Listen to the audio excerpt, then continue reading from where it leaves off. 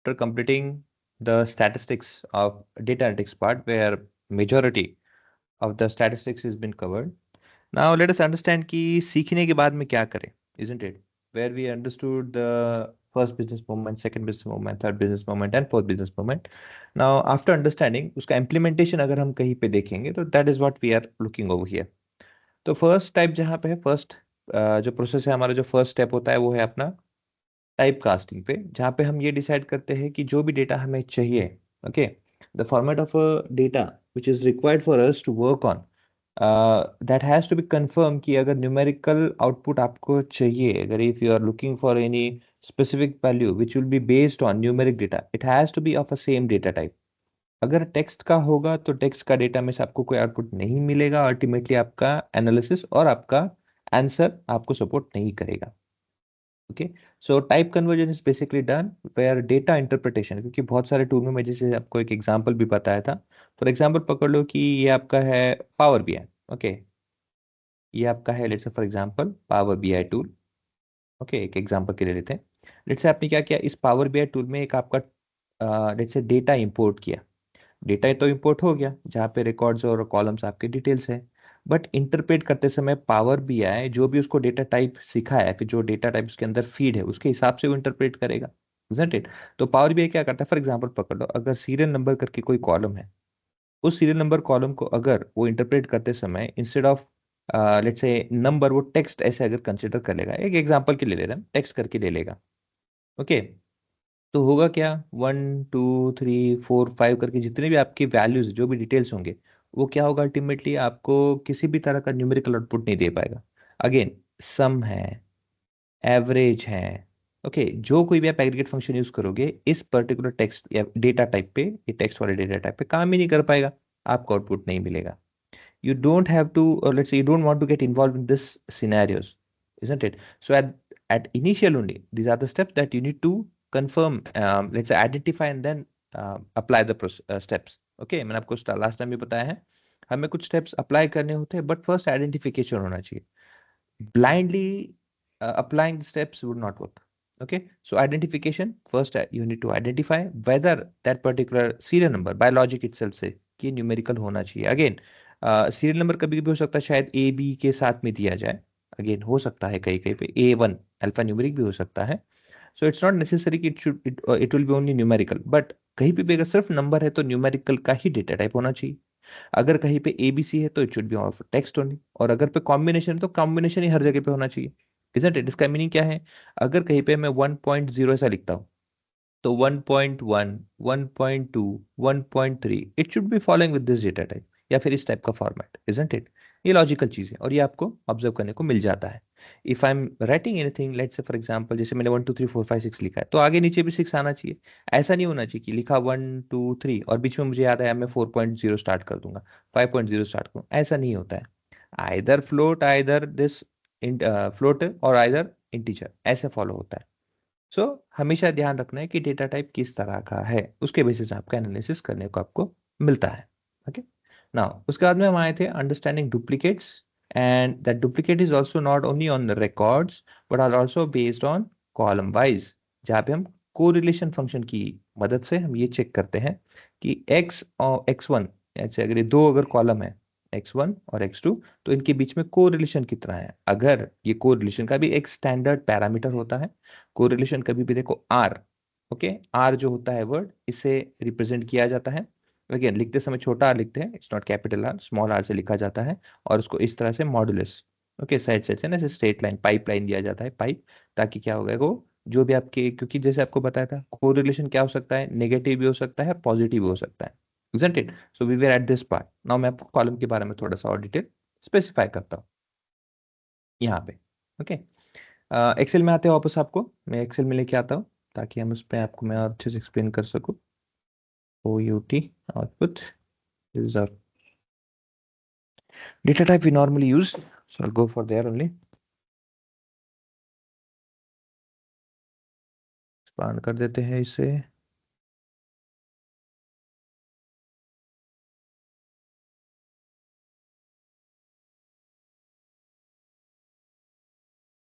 Column के basis में check करना है ना, I think I should copy something. Okay, let's I copy this one. ये छोटा इधर ही कर लेते हैं, इधर दूर नहीं जाएंगे, इधर ही कर लेंगे वर्कआउट. ओके, जैसे अभी ये डेटा अपने पास में ऑर्डर आईडी करके कॉलम है, और यहाँ पे मैं क्या करता हूँ, एक सीरियल नंबर करके, सिर्फ ID, serial ID, SR ID, serial ID करके एक कॉलम बना देता हूँ. ओके, है तो दोनों में वही चीज, 1 2 3 4 5 लाइक दिस. नाउ एक्सेल में जब आप कोरिलेशन फाइंड आउट करते हो, तो ये चीज हमेशा ध्यान रखना. कोरिलेशन मतलब क्या? कोरिलेशन मतलब किसी भी एक पर्टिकुलर कॉलम का, ओके, किसी भी दूसरे, इट्स नॉट नेसेसरी कि उसके बाजू में ही होगा कॉन्जिक्यूटिव, ऐसा कोई कंपल्शन नहीं होता है, ऐसा कोई कंसिडरेशन नहीं होता है. It can B anywhere. So for example, जैसे अभी लास्ट वाला जो कॉलम है, हम उसके बेसिस में हम चेक कर रहे हैं उसके साथ में, तो it can be there also. If anywhere, again compare करते समय तो हम ऑर्डर आईडी को कस्टमर के साथ, ऑर्डर आईडी को ऑर्डर डेट के साथ, ऑर्डर आईडी को टोटल अमाउंट के साथ, और ऑर्डर आईडी को एसआर. तो कंपेयर तो हम सबके साथ करेंगे, ओके. बट कंपेयर करने के बाद में क्या है, इन दोनों का अलग आएगा, इन दोनों का अलग आएगा, इन दोनों का अलग आएगा, और इन दोनों का अलग आएगा. तो हर बार, जैसे order ID and, sorry, order ID और कस्टमर, आप इन दोनों का क्या निकालोगे पहले, क्योंकि again it has to be numerical data only, text के साथ काम नहीं करेगा. सो अगर ये दोनों का हम अगर निकाल रहे कोरिलेशन, ओके, इन दो कॉलम का, तो कैसे निकलेगा? Will use function is equal to CORRELATION, जिसको शॉर्ट में CORR भी लिखते हैं, correlation. With that opening of a bracket, function start हो जाएगा. वो बोलता है एरे. एरे मतलब क्या है? आपका ये पूरा का पूरा रेंज, ये और दूसरा ये वाला रेंज, कॉमा देके, array 1 कॉमा array 2, और ब्रैकेट क्लोज करना है, आपको आंसर मिल जाएगा. कोरिलेशन कैसे मिलता है? Now this correlation what you will gate will be ranging from 0, sorry, -1 to 1. कहाँ से मिलता है? -1 से लेके 1 के बीच में आपको ये कोरिलेशन का वैल्यू मिलता है. इसका मीनिंग क्या हुआ? For example, let's say we have one particular line like this, and we have something, let's say ये x है और ये y है. देखो x अगर बढ़ रहा है, if it is x is increasing, because this is from minimum, और ग्राफ में इस साइड मैक्स होता है, कभी भी ध्यान रखना. Okay, moving right this, if x is increasing and with respect to y, if my graph is like this, okay, again I'll make another graph. Okay, if my x is increasing and if my graph is like this, y, okay, x और y के बारे में हम compare कर रहे हैं. Now आपने observe किया होगा, जब x का इंक्रीमेंट होता है, तो यहाँ पे y का भी इंक्रीमेंट होता है. ये बेसिकली हमें बिजनेस में हमेशा रिक्वायरमेंट होता है, isn't it? This has to be like this. अगर मेरा सेल्स बढ़ता है, मेरा परफॉर्मेंस बढ़ता है, तो मेरा प्रॉफिट भी बढ़ना चाहिए. This is what it is required. तो रिलेशन कैसा होना चाहिए? Ideally it should be 1. 1 मतलब क्या? 100%. 1 इज नथिंग बट 100% कोरिलेटेड. मतलब जितना मैं इनपुट डालूंगा सेल्स में, उतना मुझे प्रॉफिट में आउटपुट मिलेगा. अगेन ऐसा नहीं होता है, क्योंकि 10 रुपए आप जब सेल करते हो, तो आपको उसमें से कुछ 2 रुपए मिलता है. So it's not exactly like that, but any how an ideal scenario में हम कंसिडर कर रहे हैं. यहाँ तक सबको क्लियर है? Yes sir. Yes sir. Yes sir. Okay, so इसका मीनिंग क्या हुआ? ये जो लाइन है, ये जो आपके सामने जो लाइन जा रही है, okay, this one, this means that if my x is increasing while सो, मतलब क्या है? दोनों के दोनों directly proportional, directly proportional. Okay, directly proportional मतलब एक दूसरे के साथ में क्या है? 100% सिंक्रोनाइज्ड है.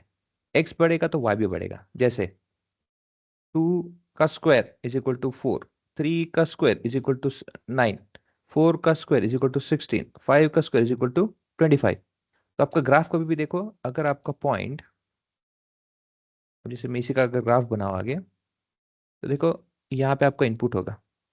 ओके, जैसे 2 3 4 5 6, और उसका अगर मैं उसका ग्राफ निकालूंगा ना, it would be like this, ऐसे ऐसे ऐसे ऐसे ऐसे ऐसे ऐसे. एग्जैक्टली स्ट्रेट नहीं होता है, बट समवट ऐसे इंक्रीमेंटल ही मिलेगा आपको. और यहाँ पे भी इधर एग्जैक्ट जाएगा, और यहाँ पे इंक्रीमेंटल ही मिलेगा. इसका मीनिंग क्या हुआ? आप जहाँ पे ये इनपुट दे रहे हो, उसका आपको ज्यादा मिल रहा है. यहाँ इनपुट मिले उसका, बेसिकली क्या मिल रहा है? आप हर एक वैल्यू के साथ जो बढ़ा रहे हो, यहाँ पे भी हर एक वैल्यू का बढ़ता जा रहा है, इसके रिस्पॉन्स में बढ़ रहा है. कितना बढ़ रहा है अभी उसकी बात नहीं कर रहे, बट उसके रिस्पॉन्स में सेम वैल्यू का इंक्रीमेंट हो रहा है, मतलब एक्स बढ़ रहा है तो वाई बढ़ रहा है। सेम यहाँ पे भी आपने ऑब्जर्व किया, एक्स बढ़ रहा है तो वाई भी बढ़ रहा है, that's why it is directly proportional. Okay, here in different scenario. अब यहाँ पे देखोगे तो एक्स जैसे आपका बढ़ रहा है, आपका वाई डिक्रीज हो रहा है, क्योंकि डायरेक्शन देखो नीचे तरफ जा रहा है, एरो है ना, एरो का जो हेड है वो नीचे तरफ जा रहा है। ये कौन सा सिनेरियो है? फॉर एग्जाम्पल गाड़ी का लेट्स से जैसे स्पीड बढ़ाओगे आपका एवरेज कम होता जाएगा, इजंट इट? जैसे स्पीड बढ़ाओगे, जैसे स्पीड बढ़ता जाएगा एवरेज कम कम होता जाएगा। जैसे आप इकोनॉमी में चलोगे आपका एवरेज अच्छा रहेगा, जैसे जैसे आप क्या कहते हैं हायर सीसी का गाड़ी लोगे आपका एवरेज कम होता जाएगा। ये इनडायरेक्टली प्रोपोर्शनल है, इनडायरेक्टली प्रोपोर्शनल। अब ऐसे केस में एक्स और वाई के बीच में रिलेशन, यहाँ पे भी एक्स और वाई के बीच में रिलेशन, यहाँ पे कैसे आपको पॉजिटिव वन आया, यहाँ पे भी आपका आएगा वन लेकिन निगेटिव आएगा। क्या आएगा? Negative one. देखो ऑब्जर्व करो, एक्स में मेरा जितना इंक्रीमेंट हो रहा है उतना ही वाई में मेरा डिक्रीमेंट हो रहा है। यहाँ पे क्या हो रहा है, जितना मेरा एक्स में इंक्रीमेंट हो रहा है उतना ही प्रोपोर्शनेट में वाई में, मतलब क्या है, यहाँ पे आपका एरो ये इस तरह से अपवर्ड जाता है और यहाँ पे आपका जो एरो है वो डाउनवर्ड आता है। सो अगेन -1 और 1 के बीच में आंसर क्यों मिलता है आपको? Because in some scenarios when x increases you might get y increment, and in some scenarios when x increases you might get y as a decremental basis. So ऐसे case में -1 और 1 के बीच में होता है। Is it clear guys? ये इतना समझ में आया concept? Yes sir. Yes sir. Yes sir. किसी को कुछ क्वेरी है इसमें? No sir. ओके, सो जैसे अब यहाँ पे देखो हम क्या करेंगे, अगेन जिसमें मैंने कहा था हम निकालते समय जब निकालते कोरिलेशन तो for each and every column जहां भी न्यूमेरिकल कॉलम है हम ईच एंड एवरी कॉलम की निकालते हैं, ऐसे नहीं कि बस दो का निकाल लिया तीन का, जहां पे भी न्यूमेरिकल कॉलम होगा हम सब कॉलम का निकालते हैं। टेक्स्ट में निकालने की जरूरत नहीं पड़ती है because it doesn't have any sense. Okay, उसको छोड़ के निकालते हैं। तो ऐसे केस में हमेशा ध्यान रखना आपका जो कोरिलेशन की जो वैल्यू होती है, कोरिलेशन की वैल्यू हमेशा रेंज करेगी -1 से लेके 1। नाउ -1 देखने से ये मत सोचना कि यार ये तो कोरिलेशन है ही नहीं, बिल्कुल नहीं, ऐसा नहीं है। जिसमें आपको कहा था एक्स बढ़ेगा तो वाई में इंक्रीमेंट होगा, तो ये डायरेक्ट प्रोपोर्शन है। एक्स अगर बढ़ता है तो वाई में कभी डिक्रीमेंट दिखेगा। सो ये सिर्फ क्या है, डायरेक्शन का लेना देना है। यहाँ पे क्या, सिर्फ ऑब्जर्वेशन ऑफ डायरेक्शन है, मगर कोरिलेशन तो है, इजंट इट? जैसे आपने अगर गाड़ी रिवर्स में डाली है आपकी तो पीछे जाएगा ना, बट आप जितना एक्सीलेटर पे पैर रखोगे उतने स्पीड से पीछे जाएगा।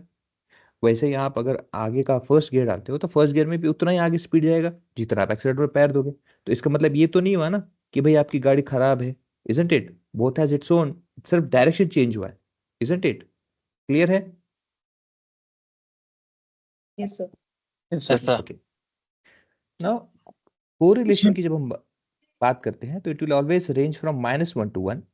ओके, नाउ इसको समझने के लिए थोड़ा मुश्किल होता है। कभी कभी क्या होता है, जैसे फॉर एग्जांपल मैं आपको एक सिनेरियो देता हूँ, जैसे यहाँ पे ये माना है ना 1 का, से -1 -2 3 -4 -5। Okay, so is equal to C O double R correlation array 1। Array 1 मतलब ये है अपना, आप शिफ्ट से भी सेलेक्ट कर सकते हो, कॉमा, इसको एंटर करते हैं, देखो यहाँ पे है 1। ओके, कोरिलेशन में। ओके, और अब मैं क्या करूंगा, इसी से ऑर्डर आईडी से ही is equal to C O double R correlation activate करते हैं, which array, because I'm comparing with this to everyone, I'll select this one, comma, I'll check this one, enter, see 0.98। Okay, come correlation मिला, वैसा आया। अब हमने इसको भी check करना है, इसको तो देखिए इसको करते हैं नेगेटिव वाली। ओके, तो again I will check again is equal to C O double R correlation again with the same array over here. क्या हो गया,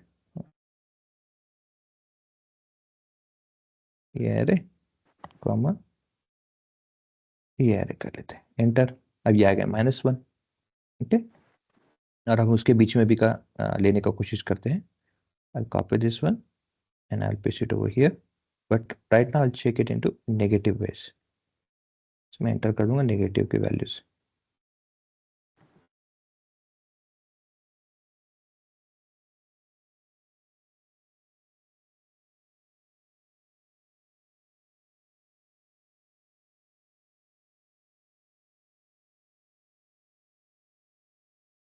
ओके अभी देखो इज इक्वल टू, फिर से मैं इसी को चेक कर सेलेक्ट करूंगा कॉमा, बस इस बार अच्छा कोरिलेशन रहेगा लिखना फंक्शन CORR, और जो सेकंड पार्ट है उसको हम यहाँ पे ये ले लेते हैं, इसको ब्रैकेट में और एंटर कर देते हैं। देखो ना आप ऑब्जर्व करोगे तो ये जो हमने कंपेयर किया था, ओके, फिर ये जो हमने कंपेयर किया था इससे, like this, not this one, isn't it. फिर हमने क्या किया, इसको इसको हमने उठा के फिर इससे कंपेयर किया। ओके अब दोनों में कंपेयर कर देखो, ये भी सीरियल नंबर है, ये भी सीरियल नंबर है। ओके 1 2 3 4 5 है, ये भी 1 2 3, सिर्फ ये एक एक 111 से स्टार्ट होता है, तो एक ये एक से होता है। सो है तो सेम ही वैल्यू। तो आप इसने देखा कि इसमें भी आपको -1 मिलता है, 1 मिलता है, दोनों में सेम मिलता है। सिर्फ ये क्यों, ये नेगेटिव वैल्यूज है इसलिए आपको -1 मिलता है, ये पॉजिटिव इसलिए पॉजिटिव में मिलता है।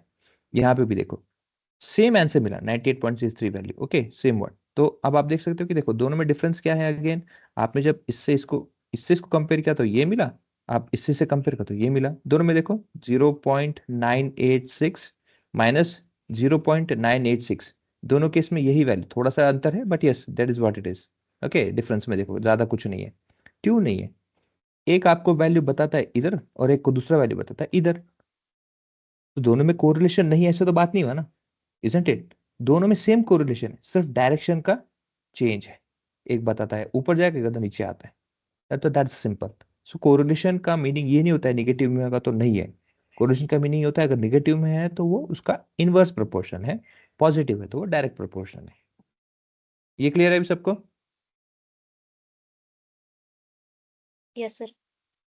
Okay and when you have values, okay and when you have values,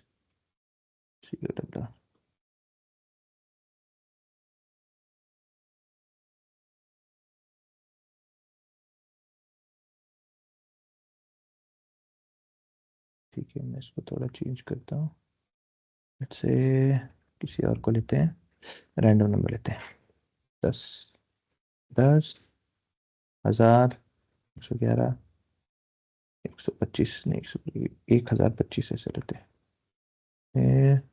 2 500 और 0 ऐसे रैंडम नंबर लेते हैं ताकि हम कंपेयर कर सके उसे, और कुछ नहीं। Is equal to CORR, quotation of this value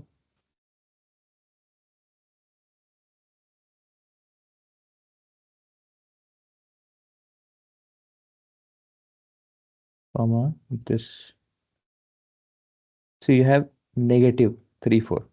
okay now अब आप बोलोगे सर हम ये डिसाइड कैसे करेंगे कि जिस किसी का भी रिलेशन, क्योंकि देखो 0 3 4 आपने जिसे कहा -1 से वो 1 के बीच आ सकता है, तो ऐसे केस में -0.999 यहां से लेके पॉजिटिव 0.999 के बीच में बहुत सारे वैल्यू आ सकते हैं। तो हमें ये कैसे पता चलेगा कि स्ट्रांग है, वीक है या मॉडरेट है? क्योंकि जैसे अभी मैं आपको एक उदाहरण देता हूँ। If we have one graph over here, this, another one like this, and another one like this. Now if I plot some charts like this and some like this, okay, अब आप इन तीनों चार्ट को देखो, we have A chart, we have B chart, we have C chart.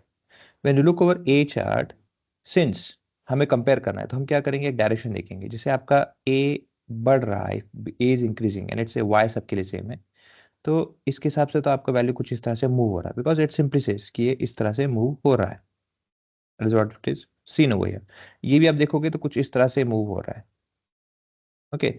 और यहाँ पे देखोगे तो हाँ यहाँ पे नहीं कह सकते कि ये इस तरह से जा रहा है, इस तरह से हो रहा है, या इस तरह से हो रहा है, या इस तरह से है, या किस तरह से। There is no direction in that, which means that C has no relation with Y.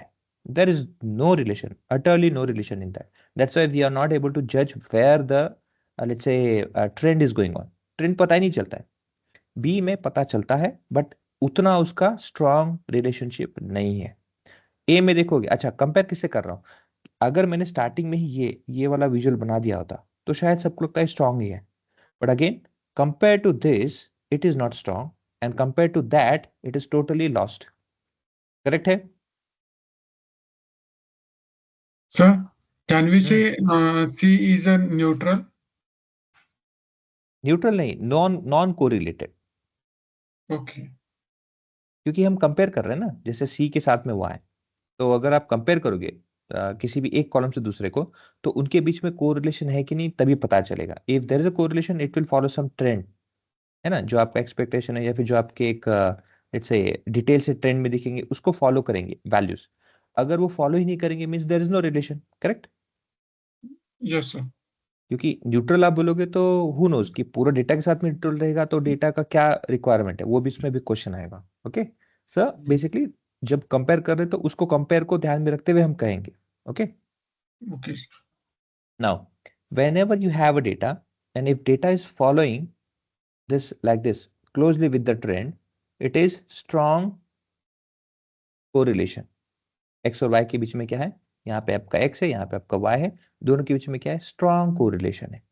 If your data is following a path but not as such, ऐसे इस तरह से, not strongly but somewhat like this, but it is following a trend, though it is following a trend but it is scattered, so again it is moderate, because this range, this value may get above strong से below हो सकता है और weak से थोड़ा अच्छा होगा, because of that you may see like this। but data which does not follow any logic or does not follow any pattern, it will for sure be scattered like this। आप उसमें ढूंढते रह जाओगे कि मैं इसका क्या लॉजिक लगाऊं, नहीं निकाल पाओगे। so that type of data is called weak, that is called weak data और non correlated data। तो ये अभी हो गया सब्जेक्टिव। सब्जेक्टिव क्यों? देखो किसी के लिए ये स्ट्रांग नहीं होगा, किसी को लग रहा हो कि जब तक वो एक स्ट्रेट लाइन पे पूरा का पूरा डेटा ऐसे फॉलो नहीं करता तब तक स्ट्रांग नहीं होगा। हो सकता है, अजम्पशन हो सकता है किसी का। कोई कहेगा नहीं ये भी स्ट्रांग है क्योंकि इसको क्लोजली कॉल फॉलो कर रहा है, एक ही तो सर वो बाहर है, बाकी तो सब फॉलो कर रहे हैं, तो स्ट्रांग हो सकता है। Since this topic becomes this topic over here, whether it is strong, write it down, whether it is strong, whether it is moderate, or it is weak. Okay, this topic is totally subjective without any particular value for our base, it becomes subjective। Subjective means हर एक के मन के हिसाब से चलेगा। आपने strong बोल दिया, मुझे आपको दुखाना नहीं है, ठीक है मैं स्ट्रांग बोल दूंगा। मैं कहीं जाके वीक बोल दूंगा, आपको लगेगा अरे इसलिए मैंने मुझे सपोर्ट किया था पिछले बार, मैं वीक बोल दूंगा। So it will be subjective, it depends on every persons intuitions and it's logics. But यहाँ पे हर एक चीज का ऐसा तो चलेगा नहीं।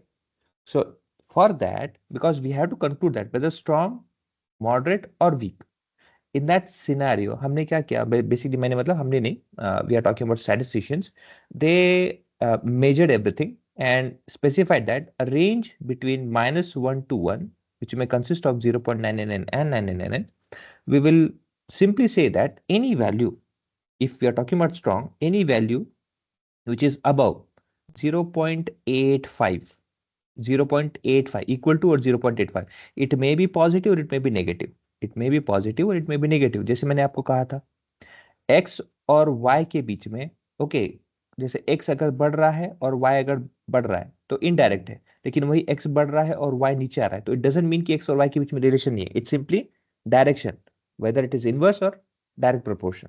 सो negative positive 0.85 or greater than that it will consider as a strong। any value which is below 0.45 negative or positive will consider as a weak। अब ये मॉडरेट का, इन दोनों के बीच में जो भी रहेगा वो मॉडरेट केस में कंसिडर किया जाएगा। Is it clear for everyone?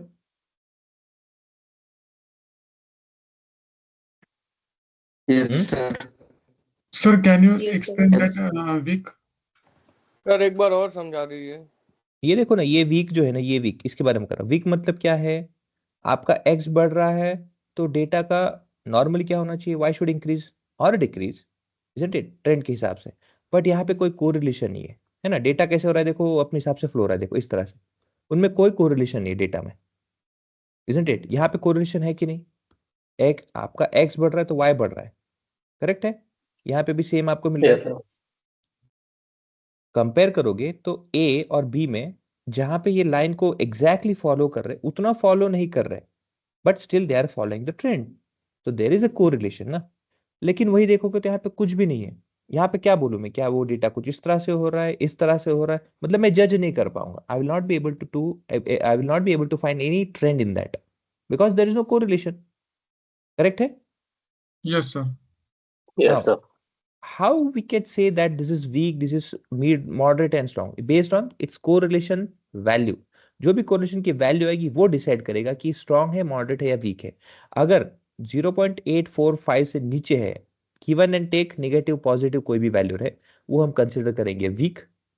और अगर वही 0.85 से या उससे ज्यादा है, 0.98 से यहाँ पे जैसे दिख रहा है आपको, पॉजिटिव नेगेटिव कोई भी हो, वो रहेगा स्ट्रांग।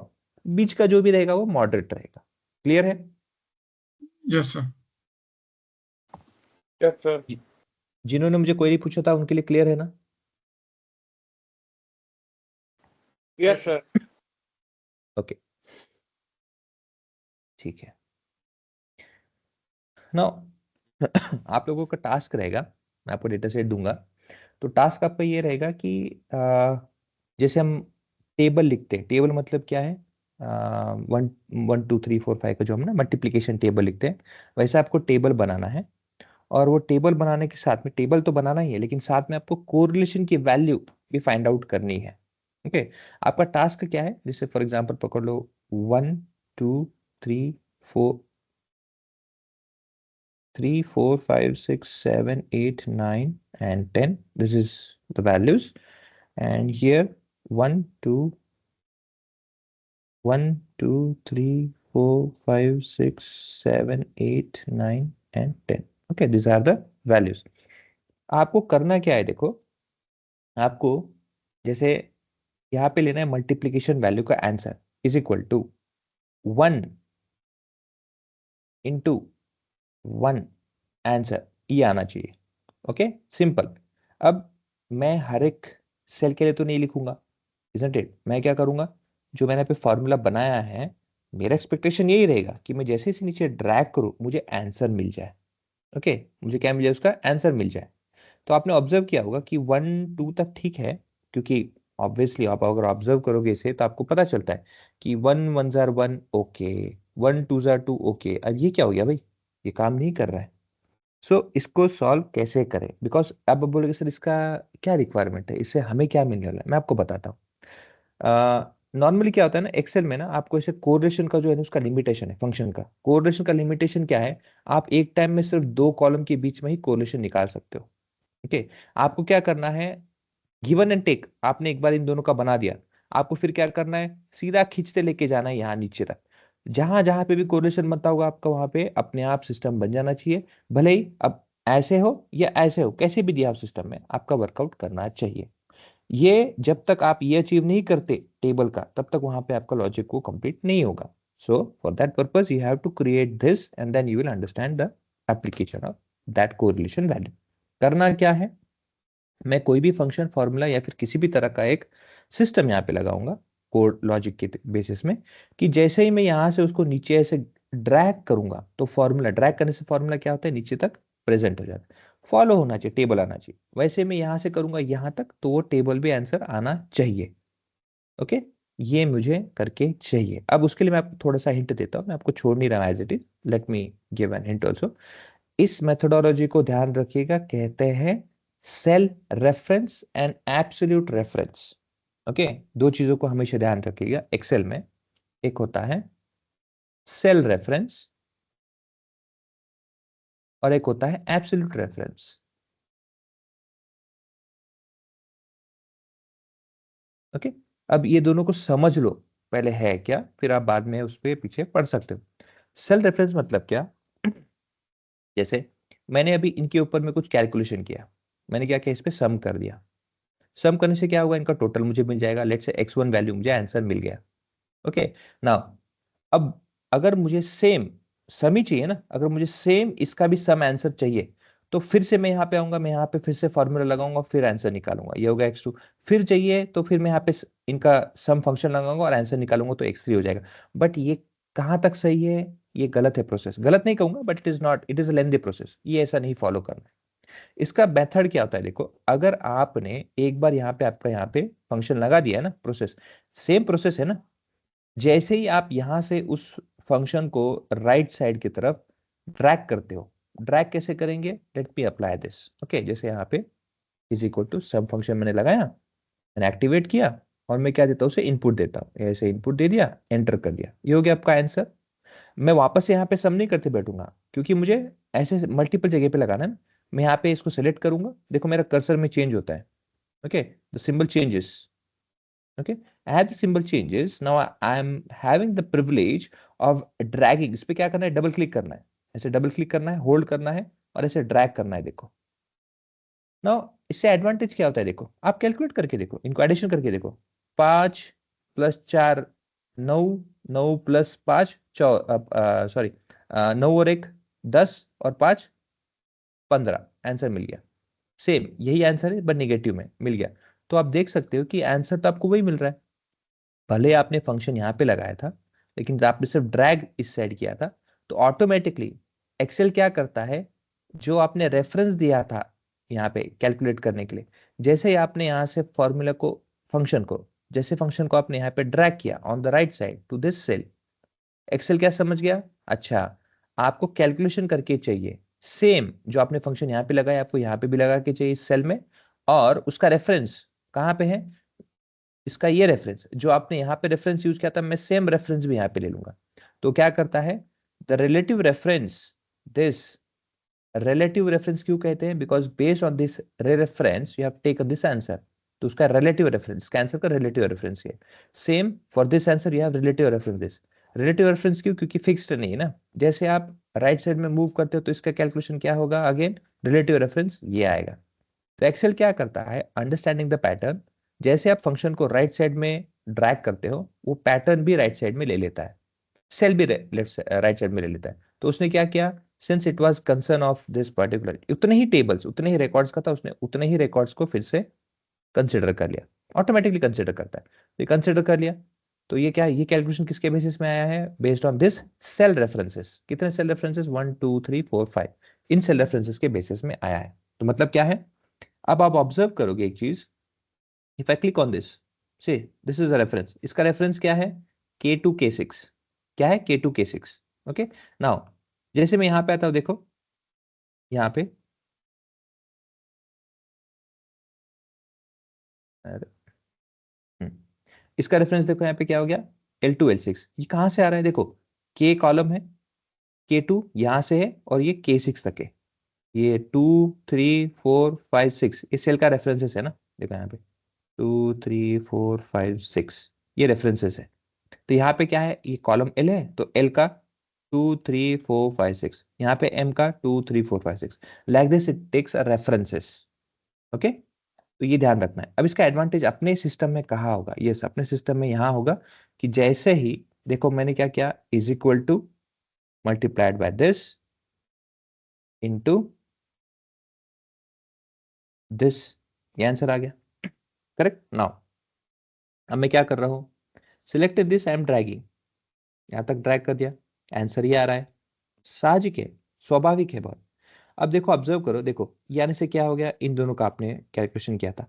अब थोड़ा सोचो, जैसे हमने आपको बताया था लास्ट टाइम, जब पैटर्न एक्सेल ने पैटर्न, अब ये तो आपका फंक्शन, ये तो फॉर्मूला आपने लगाया ना कि G10 इंटू F11, तो आंसर आएगा, किसका आएगा, इसको आप इससे मल्टीप्लाई, अच्छा इससे मतलब बेसिकली G से, हाँ यही, इससे आपको मल्टीप्लाई करना है F11 से, है ना, ये F वाला कॉलम है, ये G वाला कॉलम है, तो G1 से आपको F11 का कैलकुलेशन मल्टीप्लीकेशन करना है, तो आपको आंसर मिलेगा। ये उसको पैटर्न को एक्सेल को पता चल गया। अब आपने क्या किया, इसे नीचे ड्रैग किया, नीचे ड्रैग करते क्या होगा, वो ऑटोमेटिकली ये वाला, और जो इसके अंदर आंसर है, इसके अंदर अभी क्या आएगा, 1 आंसर आएगा ना। देखो हम इसको नीचे करते हैं, पहले मैं मार्क कर दूं ऐसे, अभी मैं क्या करता हूं, इसे नीचे लेके आता हूं, एस्केप करता हूं, देखो यहाँ पे, अब देखो इसका आंसर देखो G11 F12, कौन सा है G11? ये G11, ये देखो यहाँ पे F12 F12, सेम पैटर्न उसने फॉलो किया ना। तो जैसे से आप नीचे नीचे खींचते हो, जैसे से आप नीचे नीचे ड्रैग करते हो फॉर्मूला को, वैसे वैसे क्या होता है, वो पैटर्न पैटर्न पैटर्न के साथ में भी नीचे नीचे आता जाता है। अब यहाँ पे आपका रिक्वायरमेंट क्या है? हमारा रिक्वायरमेंट ये है यहाँ पे कि हमें उसे रोकना है। किसको रोकना है? अगेन मूवमेंट भी चाहिए, रोकना किसको है? सो हमारा कंसर्न क्या है कि भाई मैं मल्टीप्लाई करना चाहता हूँ, लेकिन कैसे? 1 × 1, 2 × 2, 3 × 3, 1, 4 × 1, 5 × 1, 6 × 1। अब यहाँ पे ऑब्जर्व करो, क्या यहाँ पे स्टेशनरी है? ये 1 एक जगह पे स्टेशनरी रहने का हमारा रिक्वायरमेंट है, लेकिन यहाँ से नीचे नीचे आता जाए, ताकि क्या हो, पैटर्न में इससे इसको मल्टीप्लाई हो, नेक्स्ट पैटर्न में इससे इसको मल्टीप्लाई हो, नेक्स्ट पैटर्न में इससे इसको मल्टीप्लाई, लेकिन ये फिक्स रहे। तो इस तरह का एक सेल को एब्सोल्यूट, एब्सोल्यूट मतलब क्या है? उसे लॉक कर देना है। एक सेल को 1 से इसको मल्टीप्लाई किया, हमें इसको एब्सोल्यूट करना है। 2 से इसको मल्टीप्लाई किया, इसको एब्सोल्यूट रखना है। 3 से मल्टीप्लाई करना है, इसको एब्सोल्यूट। एक सेल को मूवमेंट रखना है, सेल रेफरेंस में रखना है, और दूसरे को हमें एब्सोल्यूट करना है। अब इसको एब्सोल्यूट करने के लिए हम यूज करते हैं dollar symbol. Okay, dollar symbol जो होता है उसको यूज करते हैं। अब उसको कैसे यूज करते हैं मैं आपको बताता हूँ। देखो फॉर एग्जाम्पल मैं यहाँ पे आता हूँ, पहले इन सबको डिलीट कर देता हूँ मैं। ओके, यहाँ पे आते हैं, इज इक्वल टू, अब मुझे क्या करना है? देखो इसको मल्टीप्लाई करना है, किससे करना है? मुझे इससे मल्टीप्लाई करना है, करेक्ट ना। अगेन आपको ये वाला स्टेज, ये आपको मूवमेंट रखना है या ये वाला मूवमेंट रखना है, आप कोई भी कर सकते हो। फॉर नाउ मैं ये मूवमेंट रखूंगा और इसे फिक्स करूंगा। ओके, तो अभी मैं क्या करूंगा? इसको फिक्स करूंगा। किसको? ये G10 को। ओके, G10 को देख सकते हैं यहाँ पे G10 है। तो इसे फिक्स करने के लिए मैं क्या करूंगा? आई प्रेस F4। आपके सिस्टम में F4 कीबोर्ड पे F4 बटन से प्रेस कर, देखो दोनों साइड में क्या हो गया? लॉक आ गया। लॉक आने का मतलब क्या हो मैं आपको बताता हूँ। सी जैसे आपने यहाँ पे लॉक कर दिया ना, जी, ये जो जी है उसके सामने डॉलर आ गया, तो ये जी जो कॉलम है, ये कॉलम इसके बाहर नहीं जाएगा अभी। मैं अगर ये फॉर्मूला यहाँ से उठा, ये फंक्शन फॉर्मूला उठा के मैं कहीं पे और भी पेस्ट कर दूंगा ना, तो हमेशा वो जी के कॉलम से ही रेफरेंसेस लेगा, जी के कॉलम से बाहर नहीं जाएगा वो। ओके, अब G10, जी ब्लॉक 10 ब्लॉक, मतलब क्या हुआ? मेरा कॉलम भी लॉक हो गया है, और ये सेल है 10 नंबर पे वो भी लॉक हो चुका है। मतलब मैं इस फॉर्मूला को कहीं भी उठा के, यहां से उठा के अगर इस सेल में पेस्ट कर दूंगा ना, तो भी क्या होगा? वो इसी वैल्यू को ही, इस कॉलम में से इसी वैल्यू को ही रेफर करेगा। यहां तक क्लियर है सबको? Yes, sir. Yes, sir. Yes, sir. Yes, sir. Yes, sir. Okay, Yes, अब sir. इसको हम अप्लाई करते हैं। एंटर कर देता हूं मैंने इसको कुछ नहीं किया। ओके, किसको नहीं, कुछ नहीं किया? F11 को। क्यों? नीचे नीचे आते समय मूव हो जाना चाहिए, तो इसको कुछ भी नहीं किया, इसको सिर्फ मैंने किया। एंटर करता हूं। अब मैं क्या करूंगा? देखो इसको यहां से नीचे ड्रैग करता हूं, ये देखो इससे हुआ क्या? देखो आंसर आ गया ना। देखो अभी, अब मैं इसको यहाँ नीचे इस पे आंसर करता हूं। देखो पैटर्न ने क्या किया है, जब आप इससे इसको मल्टीप्लाई करते हो, तो पैटर्न ने क्या किया? इसको फ्री रखा है, इसको फ्री रखा है चेंज होने के लिए, इसको कर दिया लॉक, इसको कर दिया लॉक। ये आपका फ्री है, ये आपका लॉक है। आप फिर से नीचे आओगे तो क्या होगा? पैटर्न समझे? अच्छा अभी नीचे आना है, क्योंकि ये लॉक है ना। जैसे देखो आप, ये लॉक है, F12 फ्री है, F12 पहले F11 था, अब F12 हो जाएगा। जैसे नीचे आऊंगा तो ये F13 हो जाएगा। 13 क्या है? ये वाला है। नीचे फिर ड्रैग करूंगा, F14 हो जाएगा। ये फॉर्मूला चेंज होता रहेगा। F15 ये रेफरेंस बेसिकली चेंज होता रहेगा। जैसे F16 मतलब क्या है? हर बार उसका रेफरेंस वैल्यू चेंज होता रहेगा, और जो चेंज रेफरेंस हो रहा है वो किससे मल्टीप्लाई है? हर बार आपका जो लॉक वैल्यू है, जो एब्सोल्यूट वैल्यू, उससे मल्टीप्लाई हो रहा है। देखो यहाँ पे ये इससे, ये इससे, ये इससे, नीचे नीचे जो ड्रैग हो रहा है ये तो सेम ही हो रहा है, इजंट इट? तो इस केस में क्या होता है? आपका हर बार जो आंसर मिलेगा वो आपको उस तरह से आउटपुट मिलेगा। देखो क्लियर है? Yes, sir. Yes, sir. Okay Yes, sir. ना। अब हमारा रिक्वायरमेंट जैसे हमारा ये तो हो गया, अब मेरा रिक्वायरमेंट ये भी है कि वो इस साइड में अगर मैं ड्रैग करूं तो भी होना चाहिए। मैं उसका आंसर नहीं दूंगा, वो आप निकालोगे अभी। ठीक है, क्लियर है? Yes, sir. Yes, sir. Yes, sir. Okay ठीक है, Yes, ये sir. आपका टास्क Yes, है, sir. आप उसे बाद में सॉल्व कीजिए। नाउ सर एक क्वेश्चन था, हम्म अगर वो जैसे अभी आपने ऊपर का जो 1 था उसको रेफरेंस में लिया था, तो फिर वो 1 की जगह दूसरा भी नंबर डाल तो ऑटोमेटिकली सारा चेंज हो जाएगा क्या? 1 की जगह मैं दूसरा डालूंगा, हाँ, मतलब 1 जो के। ऊपर का था, हाँ हाँ, वो 1 को चेंज किया तो पूरा नीचे का चेंज हो जाएगा क्या? हाँ, ओके। ठीक है सर। क्योंकि देखो, क्योंकि उसका रेफरेंस लेके नीचे आ रहा है ना वो। हाँ हाँ। हम्म? क्योंकि देखो, आप ऑब्जर्व किया होगा, देखो इसको फॉलो करो, ये देखो ये फॉर्मूला को। तो ये आपका एक पार्ट है, ओके। Isn't it? क्योंकि आप जब नीचे ड्रैग करो तो आपने इसको लॉक कर रखा है ना। तो every calculation is because of this one value over here. If this changes, everything will change. Okay sir,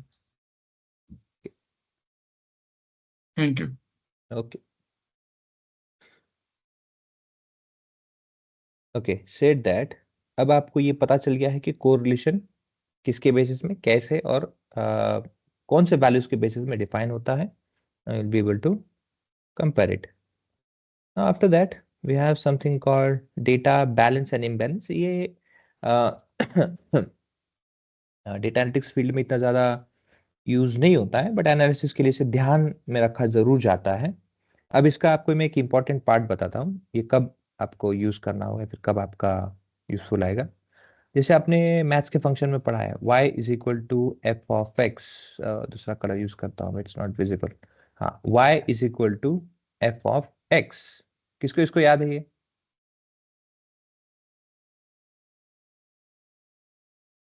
Yes, sir. पता है या नहीं पता है? एक को पता है, Yes, बाकी sir. कुछ? Yes. Yes, sir. Yes, sir. ठीक है।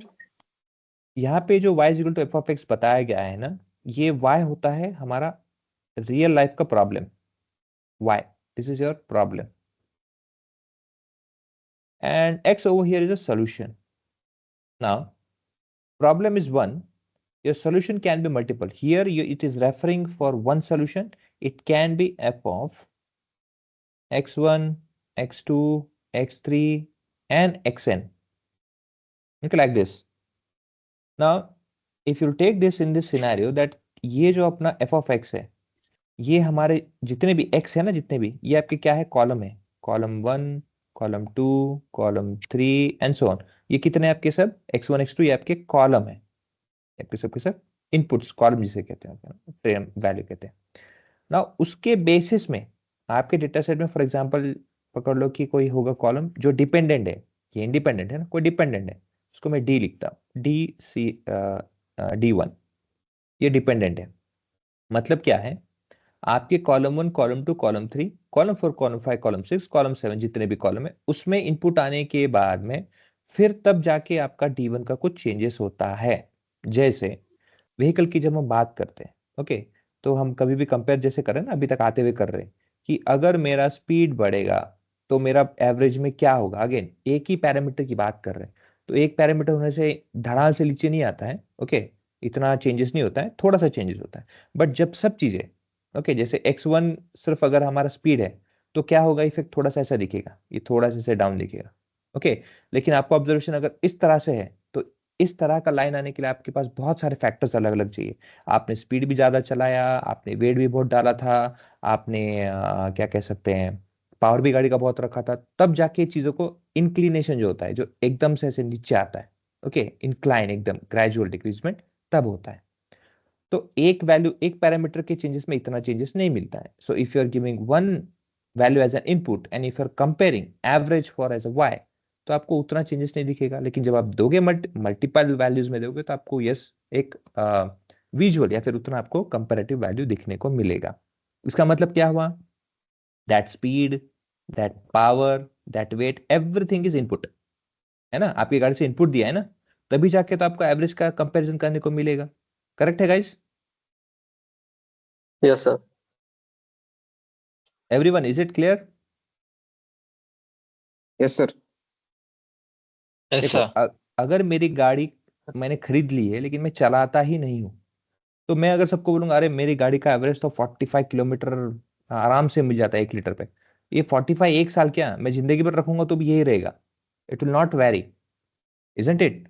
सो ये कोई लॉजिक नहीं रहा। जब मैं इन इन चीजों का इनपुट दूंगा तब जाके मुझे एवरेज क्या मिलता है, ये रियल लाइफ सिनेरियो का कंसर्न होता है. So only speed, only power, only weight नहीं, but if you are combining everything then it will be your average which will determine कि कौन से जगह पे कहाँ पे कैसे चलाने से क्या एवरेज में इफेक्ट होता है. So here y is nothing but your output. क्या है आपका आउटपुट? एवरेज आपका आउटपुट होता है. ये आउटपुट किसके बेसिस में होता है? आपने गाड़ी कैसे चलाई, स्पीड मेंटेन कैसे थी, वेट कैसा था, जो कुछ भी है इनपुट, ये सब होते हैं आपकी input. So here whenever you have both, okay, y भी है आपके पास में और आपके पास में f ऑफ x इनपुट भी है. जब आप कंपेयर कर रहे होते हो, ओके, जब आप कंपेयर कर रहे होते हो कि मेरे y में जो आप कंपेयर करने वाले हो पूरे डेटा सेट में, ओके, मैं यहाँ पे इनपुट की बात ही नहीं कर रहा. Here I am not talking about input by any means. This scenario imbalance and balance only and only concern when you have your y which is out of the balancing. Balancing मतलब क्या, मैं को बताता. For example पकड़ो, gender column है. अब gender column में mail और फीमेल ये दो ही रहेंगे. अब ऐसे केस में ऐसा कंसिडर कर लो कि आपके पास में ज्यादा से ज्यादा डेटा फीमेल का है और दो डेटा है जो मेल के है. ओके, नाउ अब अगर फॉर एग्जांपल पकड़ लो कि लेट्स से एक शॉप है. उस शॉप के अंदर में आपको ये प्रेडिक्ट करना है कि नेक्स्ट जो एंटिटी एंटर करेंगी या फिर जो एंटिटी जिस जिस किसी ने भी नेक्स्ट एंटिटी ने एंटर किया है वो मेल होगा या फीमेल होगा, ये आपको क्या करना है, प्रेडिक्ट करना है. तो आपको क्या लगता है कि क्या प्रेडिक्शन आएगा?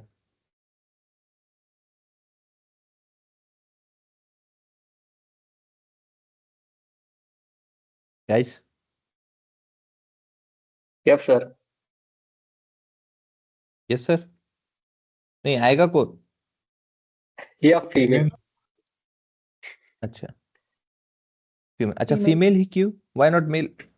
Any specific Sir, reason for that? the frequency of female is more in the table exactly or column. Exactly exactly, very good observation. I hope सब लोगों ने भी यही देखा है. Probability of female is more. Exactly. If you see over here, there are two. See, in this category, gender category, you have two classes. Which are those two classes? One is male, another one is female. Now, here the frequency of male are 2, and female is over here 1, 2, 3, 4, 5, 6. 6. So, if you take over calculation, total 8. 8 में से अगर आप compare करते हो, okay, 8 में से आप compare करते हो कि कितना है प्रोबेबिलिटी मेल का, this is your answer. And if you take for the female, this is your answer. So obviously probability of female is more. Again, frequency of female is more. Basically दोनों वही answer देगा आपको. Now if you look over here, you will say that आपका output आना तय है. भले ही बंदा भी एंटर करेगा, हो सकता है शायद अच्छे खासे सुनहरे सिल्की बाल लेके हुए आदमी ही एंटर किया होगा, बट हो सकता है भाई हम दूर से देख रहे हैं, प्रोबेबली वी हैव थॉट कि हाँ भाई एक अच्छी ड्यूड है जो बंदी है जो अच्छा जिम वगैरह करती है वही आई होगी. और अजम्पशन ना, व्हाई, बिकॉज हमारे प्रिज्यूम हमारे डेटा के हिसाब से फीमेल का आना ही ज्यादा इसमें है, पॉसिबिलिटी है, तो हमने फीमेल ही कंसिडर किया. रॉन्ग होना सही होना it's a different story, but probability says that female would be there. ये कब होता है? जब आपके आउटपुट में डिफाइन होता है. क्यों होता है? क्योंकि आपके डेटा सेट में एक ही क्लास का डोमिनेंस है. क्या है? आपकी एक ही क्लास का ज्यादा से ज्यादा डेटा अवेलेबिलिटी है, फ्रीक्वेंसी ज्यादा है. ये सिर्फ एग्जाम्पल है, ये सिर्फ इस केस में नहीं, बहुत सारे जगह पे जैसे कैंसर वगैरह होता है. जैसे आपने देखा होगा कि अगर 100, if there are 100 people and if you are checking for cancer, hardly you will get let's say 2 to 3 people for the cancer. उन 100 में से हार्डली, ओके, वर्ल्ड में मिलेंगे, बट उन 100 में से हार्डली 2 से 3 लोगों को ही आपको कैंसर के कुछ चीजें या फिर उस स्टेज में मिलेगी कि हाँ उसको रिकॉग्नाइज करना चाहिए. कैंसर तो सब बॉडी में होता है, बट एनी हाउ 2 से 3 क्या इतना होगा कि हाँ उसको रिकॉग्नाइज करके उसको लेट्स से उतना आपको ध्यान देना पड़ेगा. Okay, that would be this percentage would be there. अब आप सोचो 2 से 3 लोगों को कैंसर होना 100 में फर्क, क्योंकि देखो आपके पास 100 में कितना बचा, 97 to 98 people do not have cancer. अब मुझे बताइए, आप जब इन ये 3 लोगों को आप जब चेक कर रहे हो, जब आप उसको मेजर कर रहे हो, आपने कितना टेस्ट किया होगा, कितना प्रिकॉशंस या फिर कितना आपने उसमें डेप्थ में एनालिसिस किया होगा, तब आपको कंक्लूजन हो सकता है शायद ये 5 हो. Isn't it? क्या पता शायद हम उतना एडवांस अभी तक टेस्ट नहीं किए हैं या फिर हमने अब तक उतना कंप्लीट नहीं किया, तब जाके हमें सिर्फ अभी इतना मिला है. क्या पता शायद 5 भी मिले. बट अगेन ये तो सस्पिशियस हो गया ना, तो डेंजरस हो गया। जो बाकी के तो अभी दो चार बचे वो तो पता नहीं हार्ट अटैक से अभी कभी भी जा सकते हैं। बट एनी हाउ ये हमारा सिनेरियो नहीं है। The thing is although we are seeing that 97 to 98% people are there, okay, only 2 to 3% are let's say contagious with that cancer. But again यहाँ पे आपको पता चलता है कि the class let's say the numbers of people who are not cancer or the people who are cancer has a huge differences analysis. तो कल जाके अगर आपको एनालिसिस करना है कि भाई जो पेशेंट है उसको कैंसर है कि नहीं, तो आप देख सकते हो ज्यादा से ज्यादा लोगों को नहीं है। तो अगर सिस्टम में आप ज्यादा से ज्यादा लोगों को नहीं है ये चीज सिखाओगे तो जो है उनको भी नहीं बोल के बताएगा। करेक्ट है? Yes sir. करेक्ट है सर। Right, sir. तो इस चीजों को रोकने के लिए या फिर इस सिनेरियोस को ना होने के लिए हमको हमेशा ध्यान रखना पड़ता है कि डेटा बैलेंस्ड हो, डेटा बैलेंस्ड हो। तो हम उसे कैसे अचीव करते हैं? There are different different methods. Again SRS आपने जो किया है सैंपल रैंडम सैम्पलिंग के, उसमें से ही कुछ और आपको यहाँ पे एग्जांपल मिलेंगे। स्टैटिस्टिफाइड रैंडम सैम्पलिंग होता है, मल्टी स्टेज रैंडम सैम्पलिंग होता है, इसे जरूर पड़ेगा, थ्योरी में जरूर पूछा जाता है। बहुत हार्ड नहीं है, सिंपल है, it will be getting for you. तो स्टैटिस्टिफाइड एंड मल्टी स्टेज ये दोनों जरूर पड़ेगा। और उसके बाद में आता है स्मोट, इसमें भी थियोरेटिकल पढ़ लीजिएगा, प्रैक्टिकली आपको शायद ही कभी इंप्लीमेंट करने, और इंप्लीमेंट कर भी दिया तो भी डायरेक्ट लाइब्रेरी है, सो आपको उसमें कुछ लॉजिक लगाना नहीं है, ज्यादा इनपुट आउटपुट उतना ही देना है, that will be done. But theoretical part पढ़ना अच्छा होता है, थोड़ा जरूर पड़ेगा, थियरी आपके साइड से जरूर कीजिएगा। फिर भी मैं आपको बताऊंगा थोड़ा, बट एक बार आपके हिसाब से थियरी जरूर पड़ेगा, क्योंकि डेफिनेशन है, कुछ लैंग्वेज बताना है उनको तो उतना आसान रहेगा ना। ये चीज तो आपको पता ही है, सैंपल रैंडम सैम्पलिंग के रैंडमली चूज करना है, उसके दो स्टेजेस है वो आप देखो। मैं आपको लेके जाता हूँ स्मोट एनालिसिस में। ओके, स्मोट एनालिसिस करता क्या है, जैसे आपको मैंने बताया 2 से 3 लोग हैं, कितने में से? 97 या 98 में से। अब यहाँ पे अगर मैं सबको ट्रीटमेंट दूंगा इन 97 98 लोगों के हिसाब से, तो ऑब्वियसली मेरे जो कैंसर वाले पेशेंट है वो नहीं बचेंगे, बिकॉज मैं उन्हें आइडेंटिफाई नहीं कर पाऊंगा, मेरे तो सबके सब जनरली है। ऐसा इश्यू हो सकता है। To avoid it we will separately, हम इसे एक साथ कंबाइन नहीं करेंगे, हम क्या करेंगे, we will take separate this separately as a consideration and we will take separately this consideration. हम क्या करेंगे, हमारे डेटा में अगर ये 2 से 5 लोग हैं ना, 2 से 3 लोग हैं, तो हम इनमें से भी 1990 में 2 से 3 लोग ही लेंगे और फिर हम कंपेयर करेंगे कि इन 2 3 लोगों में और इन 2 3 लोगों में डिफरेंस क्या है। ओके, हो सकता है कि जैसे अभी आपने ऑब्जर्व किया होगा, किसी को अगर कैंसर है फिर कुछ ऐसे इशू मिलता है, तो बॉडी का अगर फॉर एग्जांपल के ट्यूमर है कहीं पे, थोड़ा सा आपको अगर बल्ज है, कुछ इशू होता है, हमको थोड़ा सा स्लाइस कट करते हैं, फिर उसमें से थोड़ा सेल को निकाल के चेक करते हैं। तो वैसे हम क्या करेंगे, उस पेशेंट को चेक करेंगे डिफरेंट डिफरेंट स्टेजेस में, डिफरेंट डिफरेंट उसके टेस्टिंग्स होंगी। Same will be testing with this normal people also, तो डिफरेंस में पता चलेगा सेलुलर में कैसा है उनका, सेल स्ट्रक्चर कैसा होता है उनका, रिप्रोजेक्टिव सिस्टम कैसे वर्क हो रहा है, अगर कैंसर है तो कहाँ पे इफेक्ट हो रहा है, कहाँ से, एवरीथिंग विल बी टेस्टेड। फिर हमको पता चलेगा एक नॉर्मल पर्सन और कैंसर पेशेंट के बीच में डिफरेंस क्या होता है, फिर हम कंपेयर करेंगे। Okay, like that. अगेन जब आप 97 98 में से लोग ले रहे हो तो एक साथ तो लेना नहीं है, तो अगेन आप 97 में से 2 3 बंदे जो ले रहे हो एक बार, ओके लेट्स से आपने क्या किया, 90 एंड 95% है, 95 से 98% के बीच में आपको क्या करना है, लेट्स से 10 10 लोगों का ग्रुप बना दिए, उस 10 10 लोगों में से 2 2 को लीजिए। ओके, हर बार 2 2 को अलग अलग लीजिए, उससे क्या होगा, सबको चेक भी होगा और आपको कंपैरिजन करने के लिए डेटा भी उतना मिलेगा। लाइक दैट होना चाहिए, रैंडमली होना चाहिए। एंड अगेन अब क्वेश्चन क्या होता है, सर अगर ऐसे करेंगे तो अगेन भले आप कैसे भी प्रोसेस कर लो, ज्यादा तादाद जो जिनको नहीं है उन्हीं का है, तब कैसे करोगे? तो ऐसे केस में हम क्या करते हैं, we will increase the number of cancer patients. एक तो प्रोसेस होता है कि आप क्या करो, जो भी कैंसर पेशेंट्स हैं अवेलेबल मार्केट में मतलब मैं, okay that would not be a good word, but hospital में बोलो या फिर जहाँ कहीं पे भी उनका एडमिटेड है, उनसे आप कंसर्न करो, हॉस्पिटल से कंसर्न कीजिए, उनका डेटा आप लीजिए। उससे क्या होगा, आपके पास अगर 2 लोगों का डेटा है, you will add it with more 50 to 60 people. Okay, उससे क्या हो जाएगा, जहां पे 50 था वहां पे वो 53 63 62 समथिंग ऐसा हो जाएगा। नाउ सेड दैट अब आपके पास में 50 से 60 डेटा उनका है और बाकी का डेटा जो है, तो ये मैच होगा, isn't it? Again idol match क्या होता है, ideal match is 50-50%, 50-50%। No one will let's say tell कि हाँ मुझे कैंसर चाहिए, क्यों मुझे 50-50% डेटा करना है, नो वन, ये पॉसिबिलिटी नहीं होता है, रियल लाइफ में भी कभी नहीं होगा। तो ऐसे सिनेरियो में ये जो है आइडियल, जो आइडियल आपका एक्सपेक्टेशन होता है ये कभी अवेलेबल नहीं होता है। तो इसको अचीव करने के लिए या फिर इसमें से जो आपको ऊपर नीचे मिलेगा हम करते हैं 70-30 एक्सेप्टेशन। 70-30 मतलब क्या? लेट्स से आपका एनालिसिस कहता है 70% और एक 30%, किसी भी क्लास में, किसी भी दो क्लास में अगर ऊपर नीचे हो रही है कैलकुलेशन में तो 70-30। For example let's say gender column है, तो जेंडर कॉलम में 70 काउंट ऑफ मेल चलेगा और 30 काउंट ऑफ मेल फीमेल ये चलेगा, दैट वुड बी फाइन। दूसरे सिनेरियो में 30 काउंट ऑफ मेल चलेगा, 70 काउंट ऑफ फीमेल चलेगा, लेकिन 71 एंड 29 ये नहीं चलेगा। दूसरा 69 और 31 ये चलेगा। अब मुझे थोड़ा सा इस पे सोच के बताइए ऐसा क्यों? सोचो।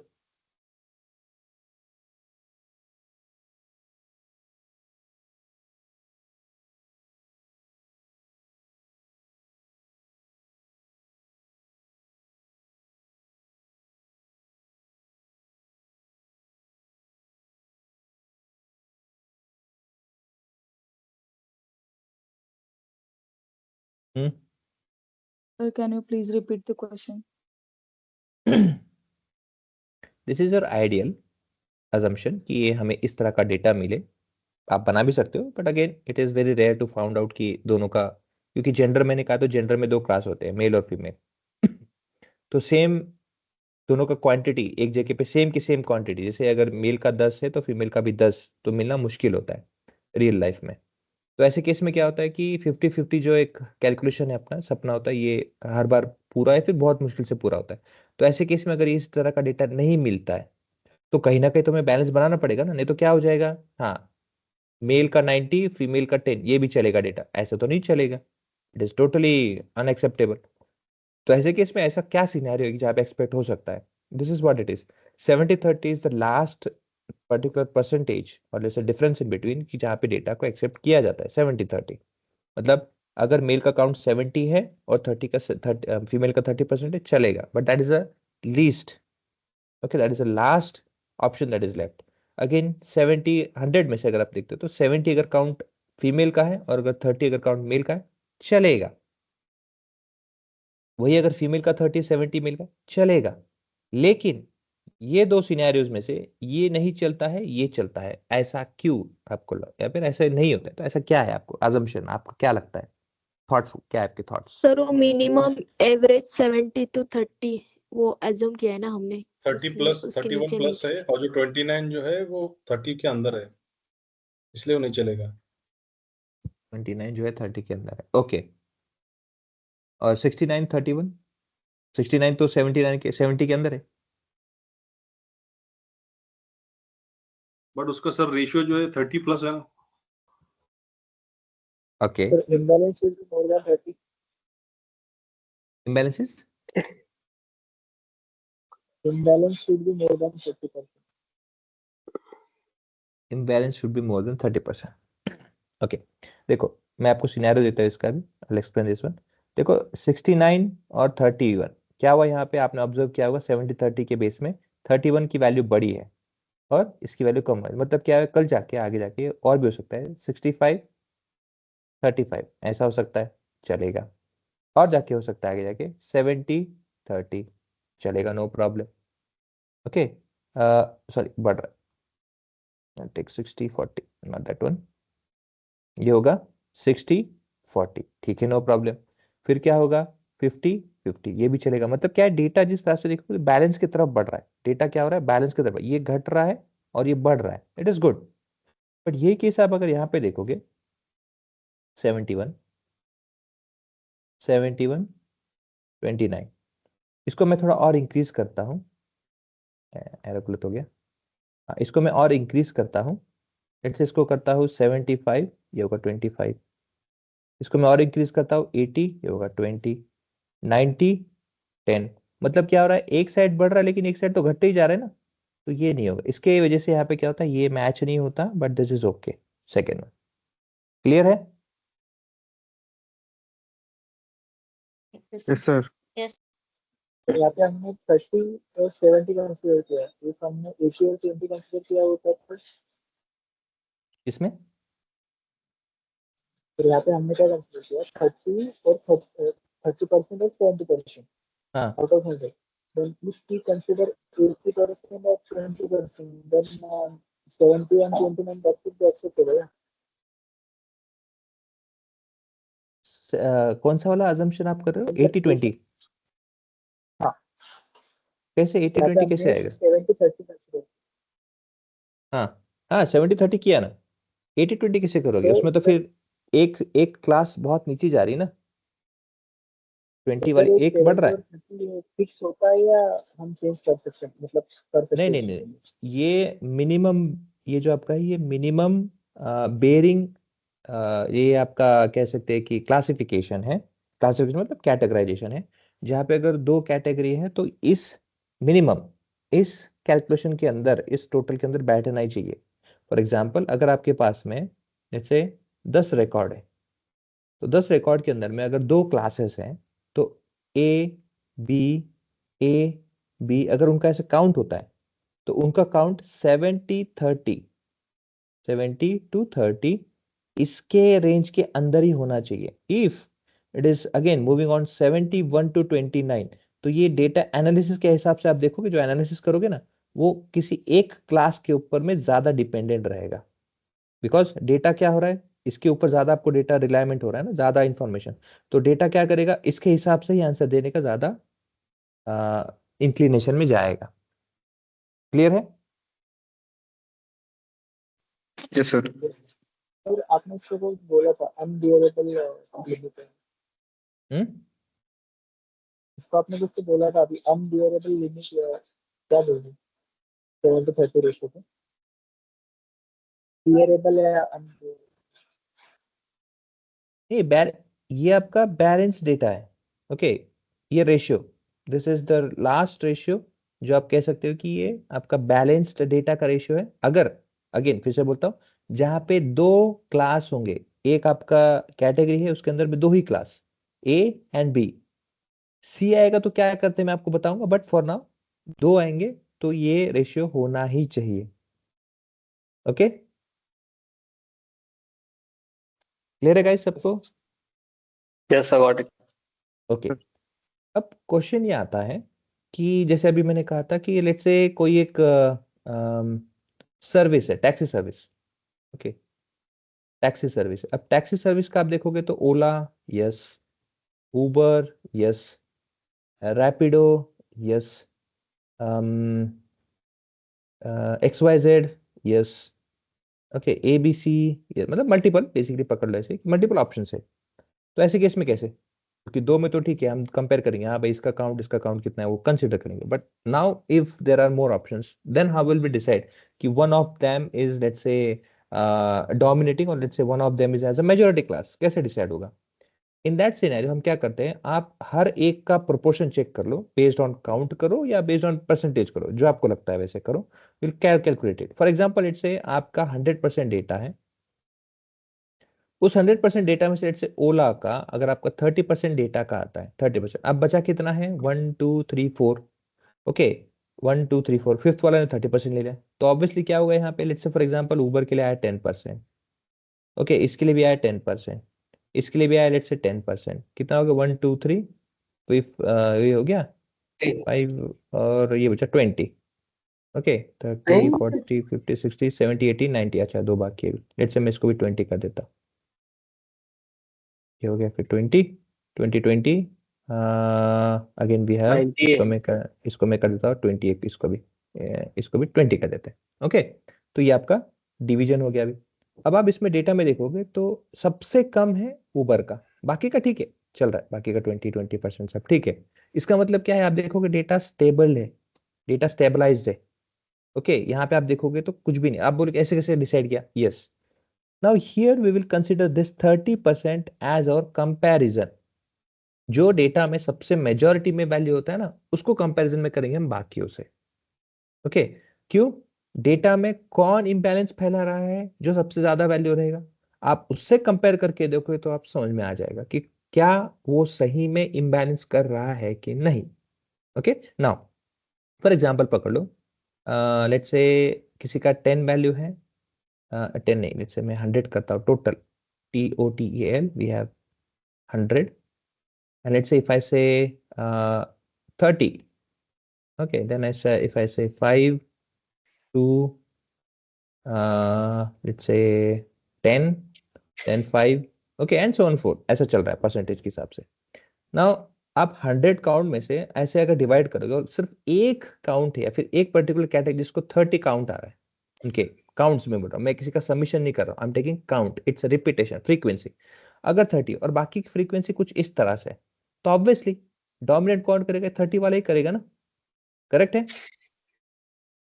Yes, sir. Correct. Okay now ऐसे केस में हम कह सकते हैं कि हाँ, ओवरऑल आप देखोगे तो ये डोमिनेंट का ये जो है डेटा इम्बैलेंस है, आपको कंपेयर करते समय इसको आपके टोटल कंपेयर से बाहर निकालो और इनके बीच में कंपेयर करो।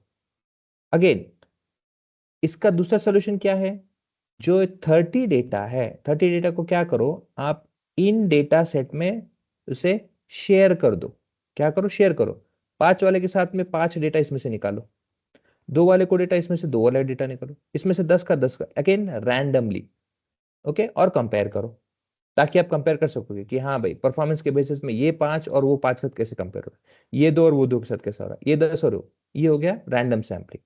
दूसरा पार्ट आता है जहां पे हम स्मोट एनालिसिस कहते हैं। स्मोट क्या करता है, keeping this data as it is, keeping the other data as it is which is majority के साथ में, डेटा नीचे का ऐसे ही रखेंगे। हम क्या करेंगे, यस बोलो, ओके हम क्या करेंगे, किसी भी 2 क्लास को पहले कंपेयर करेंगे, किसी भी 2 क्लास को, क्योंकि क्लास को compare A B C D जैसे मैंने कहा था मल्टीपल क्लासेस होंगे, हम किसी भी 2 क्लास को फर्स्ट कंपेयर करेंगे। उससे क्या होगा, अगर आपके डेटा सेट में 100 डेटा सेट में अगर ये 30 है और ये अगर 5 है, ओके, तो कंपैरिजन अभी 100 से नहीं रहा, अभी किससे रहा, इस 30 का मैं इससे कंपेयर कर रहा हूं। मेरा लॉजिक क्या रहेगा, मैं इस 5% को इस 30% तक कैसे लेके आऊं, now I am increasing the values from 5% to 30%। Again क्या होगा उसमें एडेड, अगेन 30 मतलब क्या, 30 रिकॉर्ड्स है, 100 रिकॉर्ड्स है, ये 30 रिकॉर्ड्स आपके 5 रिकॉर्ड्स है, कितना बढ़ाना पड़ेगा मुझे, 25 रिकॉर्ड्स बढ़ाने पड़ेंगे। अब इस 25 रिकॉर्ड को मैं लाऊं कहां से, ये बहुत बड़ा क्वेश्चन है।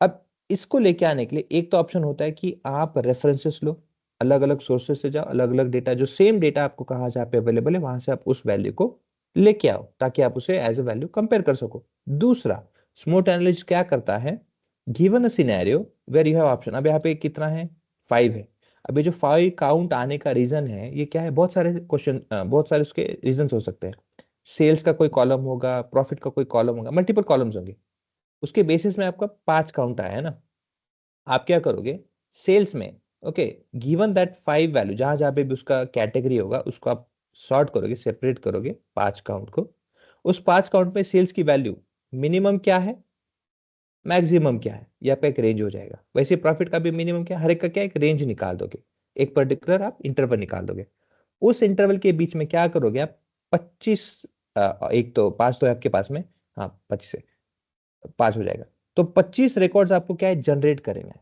क्या करना है 25 रिकॉर्ड जनरेट करना है, मतलब फॉर एग्जांपल प्रॉफिट अगर मेरा है 1000 मिनिमम और मैक्सिमम मैंने देखा उसमें है मेरे पास लेट्स से 5000, अब मैं क्या करूंगा इन दोनों के बीच में इंटरवल में कितना 25 ऐसे नंबर जनरेट करूंगा जो रैंडम होंगे और जो एक मतलब एक दूसरे के ऊपर रिलाय नहीं करेंगे, करेक्ट, रैंडमली जनरेट करूंगा कि इस इंटरवल के बीच में कि मैं रैंडमली जनरेट करूंगा तो हो सकता है 10,000 भी दे कहीं, हो सकता है कहीं 1 वैल्यू भी दे, तो ये वैल्यू नहीं कंसिडर करना है, विद इन दैट इंटरवल उस इंटरवल के बीच में ही आना चाहिए वैल्यू, ताकि इस वैल्यू के बीच में वो बैठ सके। ओके ऐसे में 25 वैल्यू खुद जनरेट करूंगा। अच्छा कौन करता है, वी डोंट डू इट, हम सिर्फ उसको लाइब्रेरी सिस्टम बताते हैं, पाइथन है वो खुद ब खुद कर लेता है, अगेन बाकी चीजों में बहुत कम यूज होता है, पाइथन में ही ज्यादा यूज होता है, so again it is use like that. Is it clear? Yes sir. Yes. Okay तो करता क्या है, जैसे यहाँ पे देखो ये आपका मेजोरिटी क्लास है, ये आपका इंफीरियर क्लास है। अब ऐसे केस में आपको पता क्या चला, अगेन ये तो चलो चल रहा है, हमें कंपैरिजन ना यहाँ पे करना है, क्योंकि यहाँ पे हमारा जो माइनॉरिटी क्लास है वो है। अब हमें क्या करना है, देखो ये अपना लिमिट है इन दोनों के बीच में, ये एक पॉइंट इन दोनों के बीच में लिमिट हो गया, ये अपना लिमिट है, ये लिमिट है, और यहाँ से ये लिमिट है, मतलब हर एक पॉइंट से आपका लिमिट डिसाइड हो गया। अब आप क्या करोगे कि आपको रिक्वायरमेंट कितना है, फॉर एग्जाम्पल लेट्स से मेरे को 4 ही पॉइंट चाहिए, तो मैं क्या करूंगा, एक लाइन यहाँ से कर दूंगा। इसी के अंदर में मुझे 4 चाहिए, वो भी कर सकते हैं। दूसरा, ऐसे 4 पॉइंट मैंने जोड़ दिए और हर एक पॉइंट के बीच में एक एक लगा दूं, वो भी कर सकते हो।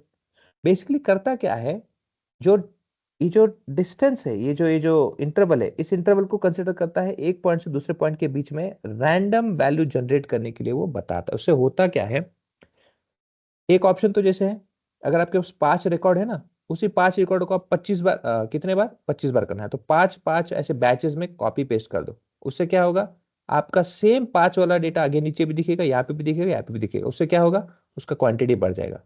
प्रॉब्लम क्या होगा यहाँ पे प्रॉब्लम होगा आपको सेम डेटा का वापस से मिलना, सेम डेटा का वापस से मिलना, सेम डेटा का वापस से मिलना। Okay,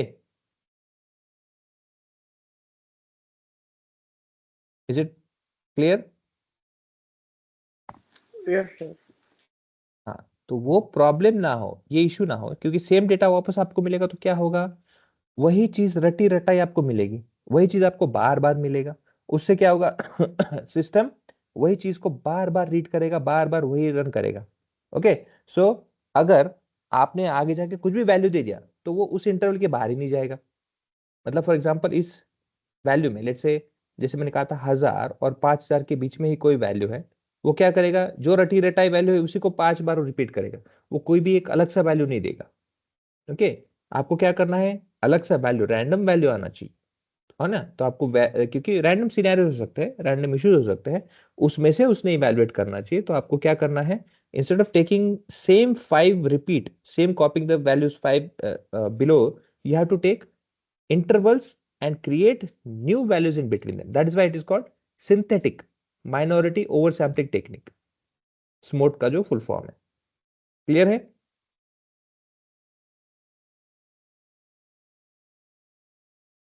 Is it clear, guys? Yes, sir. Yes, sir.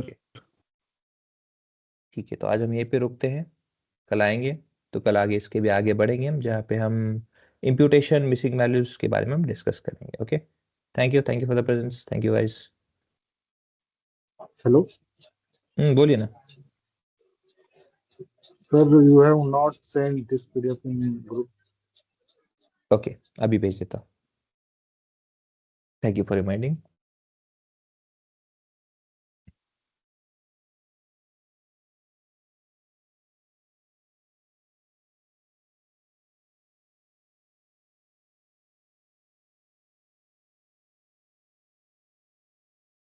अरे कहाँ गया?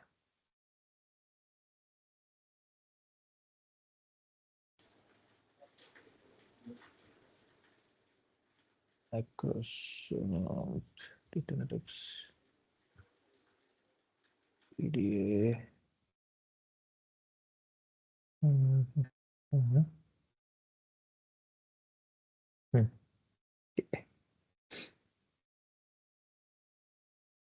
ओके, आपके ग्रुप में भेज दिया है, लोड हो रहा है, it will be there in soon June. Okay, thank you, good night, take care.